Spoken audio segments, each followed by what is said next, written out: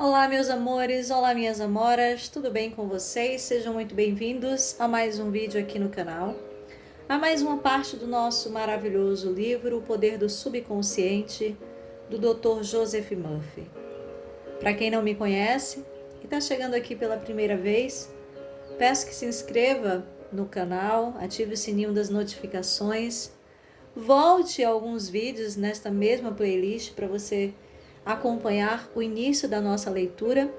Eu sou Josi Santana, terapeuta holística, taróloga, oraculista, artesã, nail designer, estudante da espiritualidade, espiritualista livre.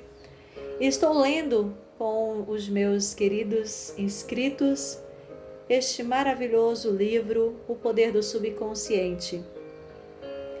Também disponibilizo um link para a compra do mesmo aqui na descrição desse vídeo, tá? Então vamos lá para a nossa parte 8, capítulo 4, Curas mentais nos tempos antigos. Através dos tempos, indivíduos em todos os continentes, climas e culturas souberam instintivamente que em algum lugar havia um poder curador que podia restaurar as aptidões e funções do corpo humano, trazendo-o de volta ao estado normal de eficiência e boa saúde. Acreditava-se que esse estranho poder podia ser invocado em certas condições e que, se corretamente conjurado, o resultado seria alívio do sofrimento. A história de todas as nações confirma que, de fato, existia essa crença. Na história antiga, dizia-se que o poder de influenciar o homem secretamente para o bem ou para o mal, incluindo a cura de doentes, era prerrogativa de sacerdotes, sacerdotisas e pessoas sagradas. Essas pessoas alegavam possuir poderes recebidos diretamente de Deus, incluindo a cura dos enfermos. As técnicas e os processos de cura variavam em todo o mundo, embora de maneira geral incluíssem súplicas e oferendas ao Deus e cerimônias variadas, tais como imposição de mãos, encantamentos e uso de amuletos, talismãs, relíquias e imagens. Nas religiões da antiguidade, por exemplo, sacerdotes nos templos drogavam os pacientes e lhes davam sugestões hipnóticas quando adormecidos. Eles eram informados de que os deuses os visitariam sem falta durante o sono e que os curariam. Numerosas curas aconteciam. Os devotos de Hécate recebiam instruções para misturar lagartos com resina, olíbano e mirra e triturar tudo isso ao ar livre quando a lua estava em quarto crescente. Após a execução desses ritos bizarros e misteriosos, eles rezavam à deusa, engoliam a poção já preparada e mergulhavam no sono. Se a fé era suficiente, viam-na em sonho. Esse rito, que nos parece tão estranho, até mesmo fantástico, era frequentemente seguido por curas. Nos tempos antigos, o homem inventou numerosas e eficazes maneiras de ganhar acesso ao poder incrível da mente subconsciente e usá-la para a cura. Embora soubessem que esses procedimentos funcionavam, não sabiam como ou por que produziam resultados. Hoje, sabemos que sugestões poderosas eram dadas à mente subconsciente. Rituais, poções e amuletos atraíam profundamente a imaginação do homem e facilitavam a aceitação pelo subconsciente das sugestões repetidas do curandeiro. O trabalho de cura, porém, era realizado pela própria mente subconsciente do paciente. Em todas as eras, curandeiros leigos obtiveram sucessos notáveis em casos em que a perícia médica tradicional fracassara e os pacientes haviam entrado em desespero. Essa situação nos leva a perguntar de que modo esses curandeiros em todo o mundo faziam e fazem curas. A resposta é que as curas ocorrem porque a crença cega do doente libera o poder curador existente na mente subconsciente. Quanto mais fantásticos e estranhos os remédios e métodos usados pelos curandeiros, mais provável era que os pacientes acreditassem que algo tão estranho tinha que ser incomumente poderoso. A excitação emocional tornava-lhes fácil aceitar a sugestão de saúde, tanto pela mente consciente quanto pela subconsciente. Esse ponto será discutido em mais detalhes no capítulo seguinte. Relatos bíblicos de uso dos poderes do subconsciente. Por isso vos digo que tudo quanto em oração pedirdes, credes que recebestes, e assim será convosco. Marcos 11, 24. Releiam essa passagem e prestem toda a atenção à diferença nos tempos dos verbos. Os verbos crer e receber estão no presente, ao passo que o assim será convosco está no futuro. O inspirado evangelista nos diz algo da mais importância, com essa diferença aparentemente pequena na construção gramatical da sentença. Se acreditamos e aceitamos como verdade o fato de que nosso desejo já foi atendido e realizado, que já foi completado, a sua realização se seguirá como algo no futuro. O sucesso dessa técnica reside na convicção profunda de que o pensamento, a ideia, a imagem já está na mente.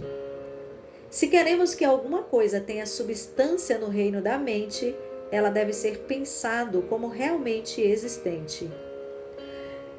No trecho bíblico, temos, em umas poucas palavras enigmáticas, uma introdução concisa e específica sobre a maneira de usar o poder criador da mente. Isto é, gravando no subconsciente aquilo que desejamos. Nosso pensamento, ideia, plano ou objetivo são tão reais em seu próprio plano como nossa mão ou coração no corpo. Ao empregar a técnica bíblica, varremos inteiramente da mente todas as considerações sobre condições, circunstâncias ou qualquer coisa que possa implicar resultado negativo. Estamos plantando na mente uma semente, conceito, que, se a deixarmos em paz, germinará sem falta e terá fruição externa. A condição em que Jesus insistia acima de todas era a fé. Repetidamente lemos na Bíblia: faça-vos conforme vossa fé. Se plantarmos certos tipos de sementes no solo, temos fé em que elas germinarão segundo a sua natureza. É assim que se comportam as sementes, e confiando nas leis do crescimento e da agricultura, sabemos que elas brotarão segundo a sua natureza. A fé, descrita na Bíblia, é uma maneira de pensar, uma atitude mental, uma certeza íntima. A convicção de que a ideia que aceitamos sem reservas na mente consciente será assimilada pela mente subconsciente e tornada manifesta. A fé é, em certo sentido, a aceitação como verdade daquilo que nossa razão e sentidos negam. É um fechamento, a recusa em escutar a pequena, racional, analítica mente consciente e adotar uma atitude de confiança completa no poder interior da mente subconsciente. Mas vejamos um dos exemplos bíblicos mais conhecidos da técnica de cura. Tendo ele entrado em casa, aproximaram-se os cegos e Jesus lhes perguntou: Credes que eu posso fazer isso? Responderam-lhe, sim, Senhor. Então eles lhe tocou os olhos, dizendo: faça-se-vos conforme a vossa fé. E abriram-se-lhe os olhos, porém os advertiu severamente, dizendo: acautelai-vos de que ninguém o saiba. Mateus 9, 28, 30. Ao dizer faça-se-vos conforme a vossa fé, Jesus estava pedindo abertamente a cooperação da mente subconsciente dos cegos, cuja fé era a grande esperança, o sentimento profundo, a convicção interior de que alguma coisa milagrosa aconteceria, que a prece que haviam feito seria atendida. E por isso mesmo foi essa a técnica de cura consagrada pelo tempo, utilizada por todos os grupos de cura em todo o mundo, qualquer que seja a sua afiliação religiosa. Ao dizer acautelai-vos de que ninguém o saiba, Jesus insistia com os pacientes curados para que não discutissem com outrem a cura recebida. Se assim fizessem, poderiam ser prejudicados por críticas céticas ou depreciativas dos incrédulos. Essa situação, por seu lado, poderia contribuir para desfazer o benefício recebido das mãos de Jesus ao depositarem na mente subconsciente pensamentos de medo, dúvida e ansiedade. Que palavra é esta, pois, que, com autoridade e poder, ordena aos espíritos imundos e eles saem? Lucas 4:36. Quando o buscaram, os enfermos foram curados por sua própria fé, juntamente com a fé e a compreensão de Jesus do poder curador da mente subconsciente. Tudo que decretava, ele sabia no íntimo que era verdade. Jesus e os necessitados de ajuda eram unos com a mente subjetiva universal. A certeza e convicção interiores de Jesus sobre o poder curador mudaram a configuração destrutiva negativa do subconsciente dos enfermos. As curas resultantes foram a resposta automática a uma mudança mental interna. O comando que ele lhes deu foi o apelo que fez ao subconsciente dos doentes, além de saber, sentir e confiar absolutamente na reação da mente subconsciente às palavras que com autoridade pronunciou. Milagres em santuários de todo o mundo. Em todos os continentes, em todos os países, curas acontecem em santuários.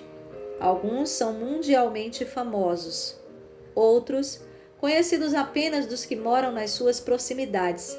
Mas, famosos ou obscuros, as curas ocorrem por motivos idênticos e por meio dos mesmos poderes da mente subconsciente. No Japão, visitei vários santuários famosos. A peça central do mundialmente conhecido santuário de Jiabutsu é uma gigantesca estátua de bronze de 12 metros de altura, de Buda com as mãos postas, a cabeça inclinada, em êxtase profundo. Observei velhos e jovens depositando oferenda aos pés da estátua, dinheiro, frutas, arroz, laranjas. Os devotos acendiam velas, queimavam incensos e entoavam preces com pedidos. Escutei atento ao cântico de uma mocinha, enquanto ela entoava a prece de cabeça baixa e apresentava 2 laranjas como oferenda. Nesse momento, ela agradecia a Buda por ter restabelecido a voz. Tendo-a perdido, recuperou-a no santuário.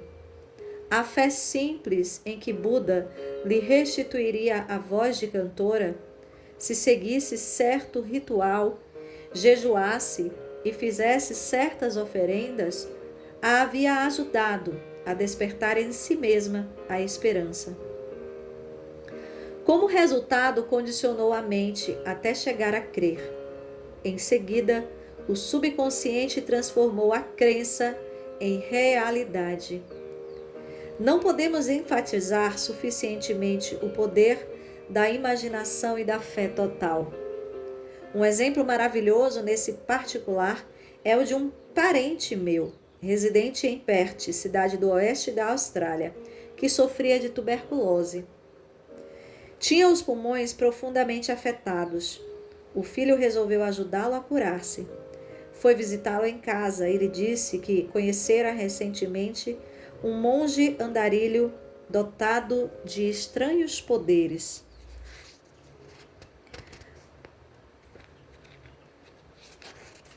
O monge regressara pouco tempo antes de uma longa estada em um dos santuários de cura mais famosos da Europa. Nele conseguira um minúsculo fragmento da verdadeira cruz, engastado em um anel dos tempos da Idade Média. Ao longo de séculos, incontáveis sofredores haviam sido curados após tocar no anel ou no fragmento da cruz. Ao ouvir essa história, o filho contou ao monge a doença do pai e lhe implorou que emprestasse o anel. O monge concordou. Em vista disso, o filho lhe fez um donativo espontâneo, equivalente a $500. Quando mostrou o anel ao pai, o idoso cavalheiro praticamente arrancou-o de sua mão. Apertou o anel contra o peito, orou em silêncio e foi dormir. Na manhã seguinte estava curado. Todos os testes clínicos deram resultado negativo. Curas como essa acontecem o tempo todo. O mais notável em tudo é que a espantosa história do filho não passava de uma invenção.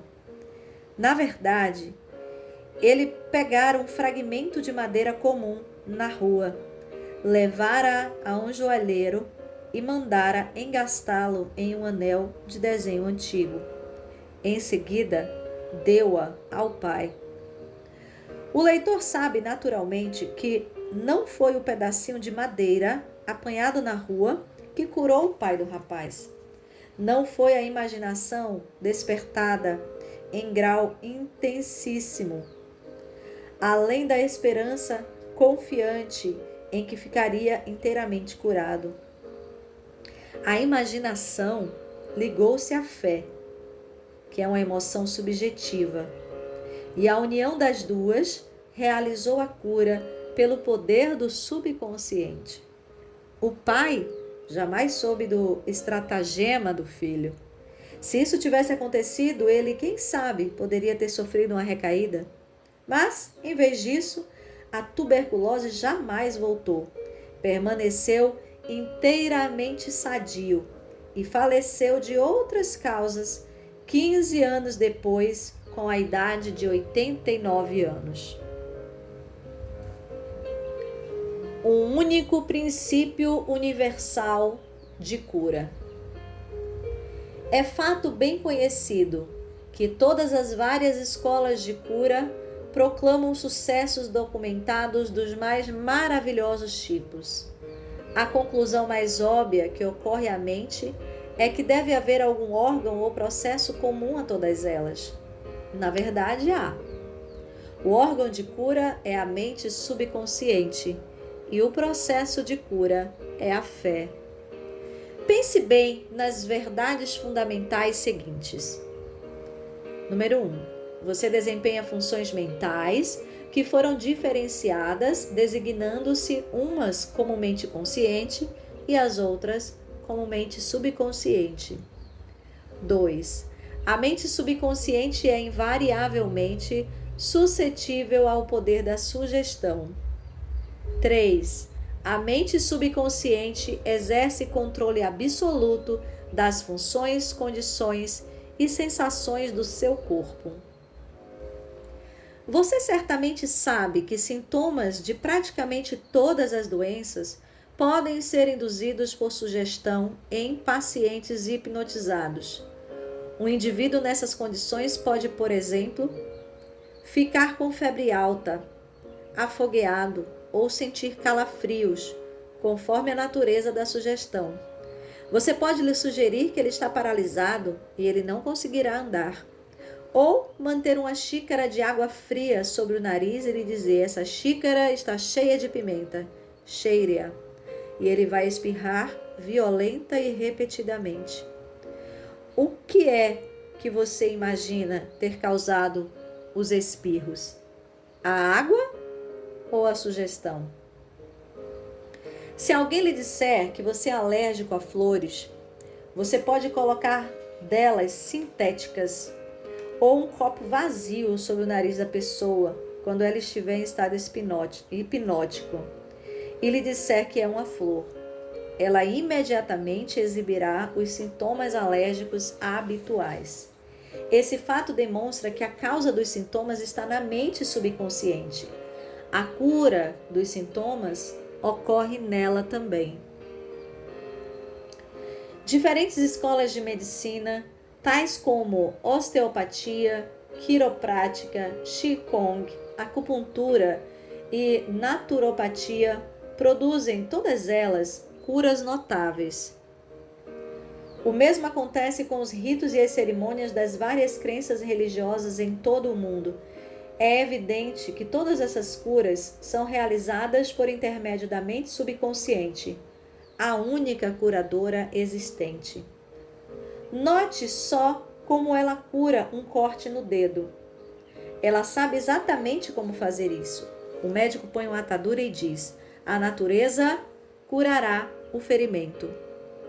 Natureza, porém, nada mais é do que outro nome para a lei natural, a lei da mente subconsciente. O instinto de autoconservação é a primeira lei da natureza e principal função da mente subconsciente. O seu instinto mais forte é a mais potente de todas as autossugestões.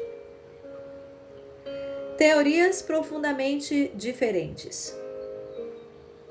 Muitas e diferentes teorias de cura foram propostas por diferentes seitas religiosas e grupos de terapia pela prece. Muitos alegam que, uma vez que suas práticas produzem resultados, a teoria que defendem deve ser a certa. Mas, como vimos neste capítulo, essa alegação carece de fundamento. Como você sabe, há vários tipos de cura. Franz Anton Mesmer, nascido em 1734, falecido em 1815, um médico austríaco que clinicava em Paris, descobriu que, aplicando ímãs ao corpo doente, podia curar milagrosamente a doença de que ele sofria. Realizou também curas com vários outros tipos de material, como vidro e metal. Mais tarde, abandonou o uso desses objetos em troca de passes sobre o corpo do paciente. Proclamou que a verdadeira causa de suas curas era o que denominou de magnetismo animal. Formulou a teoria de que alguma substância magnética misteriosa era transmitida pelas mãos do curador ao paciente. Mesmer emprestou o seu nome a esse método de tratamento, que veio a ser conhecido como mesmerismo. Hoje, nós o conhecemos como hipnotismo. Outros médicos, invejosos do sucesso de Mesmer, alegaram que todas as suas curas eram devidas à sugestão e a nada mais. Quando pressionados, porém, tiveram que confessar que não sabiam como o poder da sugestão produzia efeitos tão notáveis. Todos esses grupos, psiquiatras, psicólogos, osteopatas, quiropráticos, médicos e grupos religiosos de todos os tipos, utilizam o poder universal único existente na mente subconsciente.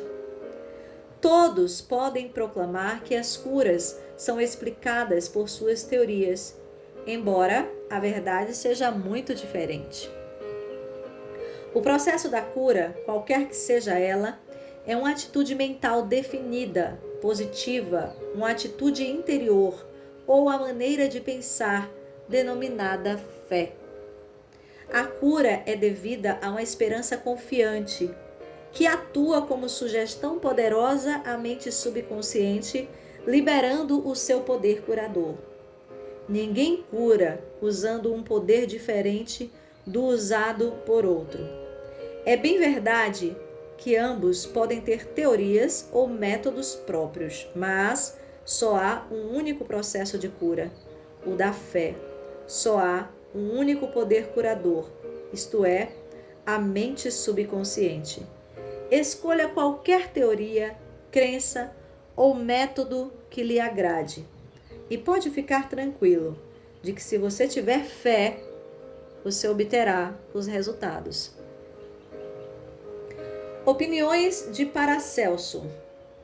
Filipos Paracelsus, famoso alquimista e médico suíço que viveu de 1493 a 1541, foi um grande curandeiro em seus dias e afirmou o que é um fato científico óbvio quando disse: seja o objeto de sua fé, real ou falso, você ainda assim obterá os mesmos resultados.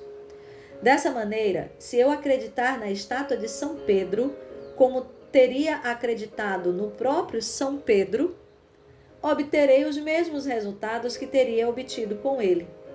Mas isso é superstição. A fé, contudo, produz milagres, e seja ela verdadeira ou falsa, sempre produzirá as mesmas maravilhas.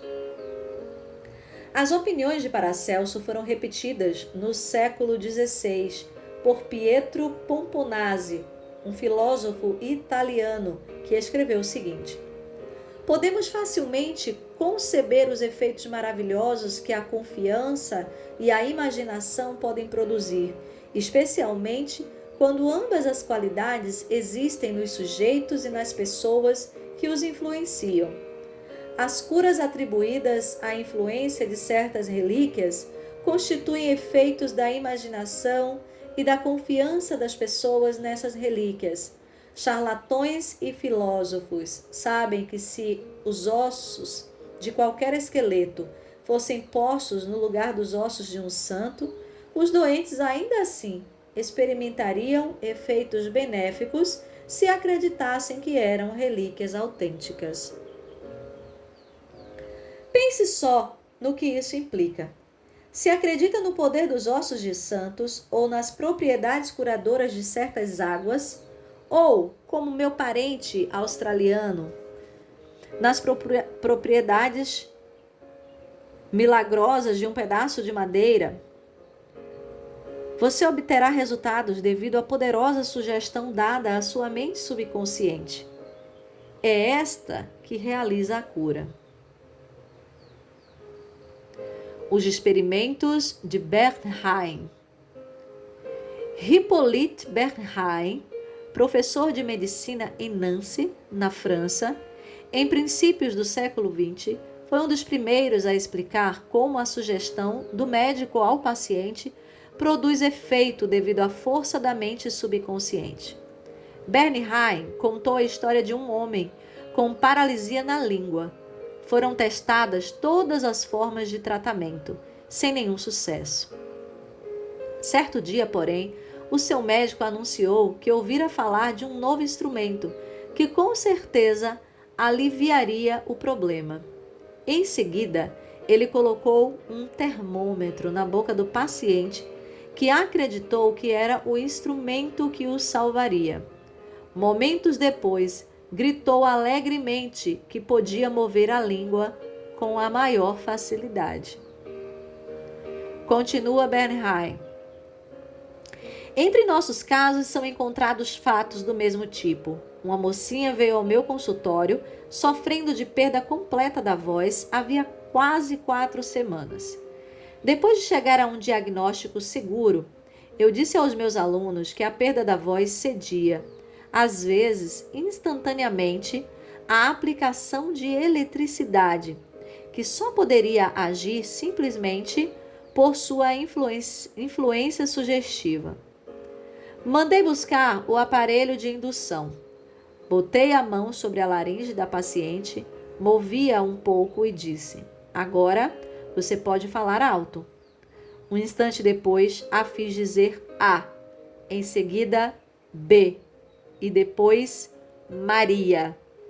Ela continuou a falar com clareza e o problema desapareceu. Herr Bernheim estava demonstrando o poder da fé e da esperança por parte da paciente, que atuaram como sugestão poderosa sobre a mente subconsciente dela. Bolha formada por sugestão. Diz Bernheim que provocou o aparecimento de uma bolha na nuca de um paciente, colocando nela um selo de correio e sugerindo que era um pedaço de papel pega-mosca. Esse tipo de demonstração foi confirmado por experimentos e experiências de numerosos médicos em muitas partes do mundo, e não deixam dúvida de que mudanças estruturais no corpo podem ser feitas como resultado de sugestão oral ao paciente. A causa dos estigmas sangrentos. Hemorragias e estigmas sangrentos podem ser reduzidos por sugestão. Como demonstração desse fato, o Dr. M. Boru colocou uma pessoa em transe hipnótico e lhe deu em seguida a sugestão seguinte: às 16 horas, após a hipnose, você virá ao meu consultório, se sentará nessa poltrona e cruzará os braços sobre o peito. Seu nariz, nessa ocasião, começará a gotejar sangue. Naquela tarde, o jovem fez exatamente o que lhe havia sido dito. Logo que cruzou os braços, várias gotas de sangue pingaram da narina esquerda. Em outra ocasião, o mesmo pesquisador escreveu o nome do paciente em ambos os antebraços, com a ponta rombuda de um instrumento, enquanto ele estava em transe hipnótico. Em seguida, disse Boru: às 16 horas, você cairá no sono. Seu braço sangrará ao longo das linhas que eu tracei e seu nome aparecerá escrito em seus braços em letras de sangue. Naquela tarde, o paciente foi atentamente observado. Às 16 horas, ele caiu no sono. No braço esquerdo, as letras sobressaíram em relevo brilhante. Em alguns pontos, haviam gotas de sangue. Embora as letras desaparecessem gradualmente, elas continuaram ainda levemente visíveis 3 meses depois. Esses fatos demonstram simultaneamente a correção das duas proposições expostas, isto é, a suscetibilidade invariável da mente subconsciente ao poder da sugestão e o controle perfeito que ela exerce sobre funções, sensações e condições do corpo. Todos os fenômenos citados retratam vividamente condições anormais induzidas por sugestões. E são provas conclusivas de que, assim como o homem pensa em seu coração, a mente subconsciente, assim ele é. Recapitulando os pontos importantes sobre cura neste capítulo. Número 1. Lembre frequentemente a si mesmo que o poder curador está em sua mente subconsciente. Número 2. Convença-se de que a fé é como uma semente plantada no solo e que cresce segundo sua natureza. Plante a ideia na mente, regue-a e fertilize-a com esperança e ela brotará. A ideia que você tem para um livro, invenção ou peça é real em sua mente. Essa é a razão por que você acredita que tem agora. Acredite na realidade de sua ideia, plano ou invenção, e ao fazer isso, ela se concretizará. Número 4. Ao rezar por outra pessoa, Saiba que o seu conhecimento interior silencioso da completude, beleza e perfeição pode mudar as configurações negativas da mente subconsciente da outra pessoa e produzir resultados maravilhosos. 5. As curas milagrosas de que você ouve falar, ocorridas em vários santuários, são devido à imaginação e à fé total, que agem sobre a mente subconsciente da pessoa, liberando o poder criador. 6. Todas as doenças têm origem na mente. Nada aparece no corpo, a menos que exista um modelo mental correspondente. 7. Os sintomas de praticamente todas as doenças podem ser induzidos por sugestão hipnótica. Esse fato demonstra o poder do seu próprio pensamento. 8. Só há um processo de cura. É a fé. Só há um poder curador, isto é, a mente subconsciente. 9. Seja real ou falso o objeto da sua fé, você obterá resultados. A mente subconsciente reage ao pensamento que está em sua mente. Pense em fé como um pensamento na mente, e isso será suficiente. Olha aí, assim terminamos o nosso capítulo 4 do livro O Poder do Subconsciente.